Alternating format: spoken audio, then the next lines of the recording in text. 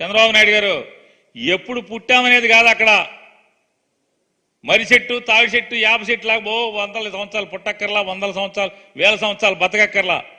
నీ 14 ఏళ్ల ముఖ్యమంత్రి కాలంలో ఏ రోజన్నా ముసలి వాళ్ళకి వికలాంగులకి ఇంటికెళ్ళి పెన్షన్ ఇద్దామనేటువంటి ఆలోచన ఏ రోజున వచ్చిందా? రాదు. ఎందుకని? నువ్వు ఒక పెత్తందారి మనస్తత్వం ఉన్నవాడి, పేదల పట్ల జాలి ఉండదు, పేదల్ని ఓట్లుగా చూస్తావు తప్పితే పేదల్ని మనుషులుగా చూడవు. కాబట్టి ఏ రోజు నీకు ఆలోచనే కలగలేదు.